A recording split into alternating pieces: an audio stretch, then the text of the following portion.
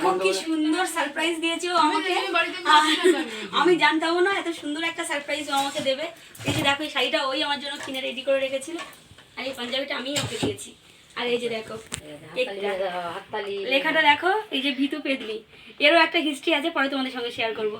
আর এই যে আমার বাড়িতে সবাই এখন সদস্যরা রেডি আমার কেক কাটিং দেখার জন্য, এই আমার বান্ধবী, আর ওই যে মাসি আরেকজন আসতে চাইছি না ভিতরে। তো চলো আমরা কেক কাটিং করি। পেতনিটা কেটো না, পেতনিটা কেটো না। Happy registry anniversary both of you.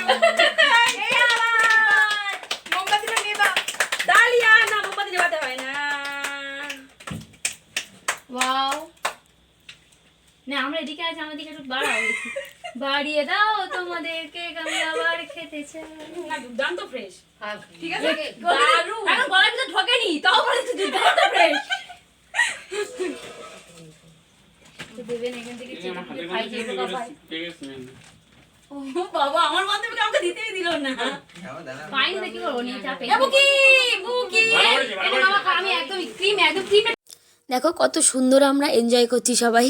আর সায়ন একটু কেক মাখিয়ে দিচ্ছিল, আমিও ওকে একটু দিলাম, সবাই খুবই আনন্দ করছি। আর সত্যি কথা বলতে আমি ভাবিইনি যে ও আমার জন্য এত সুন্দর একটা সারপ্রাইজ রেডি করে রাখবে। আমার খুবই ভালো লেগেছে সারপ্রাইজটা পেয়ে, আর তাও খুবই কাছের মানুষ, একান্ত নিজের, তো কারই না ভালো লাগবে বলো। আর এখানে যারা আছে সবাই আমার খুবই কাছের মানুষ, আমার মাসিমণিরা, মামা, বোনেরা, সবাই সবাই খুব আনন্দ করছি। আর এই এত আনন্দের কারণটাই তো তোমাদের সঙ্গে শেয়ার করলাম না। আগের বছর 14ই ফেব্রুয়ারি আমাদের রেজিস্ট্রি হয়েছিল, সেই উপলক্ষেই এত সুন্দর একটা সারপ্রাইজও রেডি করেছে আমার জন্য। তোমাদের কেমন লাগলো ব্লগটা অবশ্যই জানিও। আর হ্যাঁ, কে কী গিফট দিয়েছে অবশ্যই তোমাদের সঙ্গে শেয়ার করব। তো চলো, গুড বাই।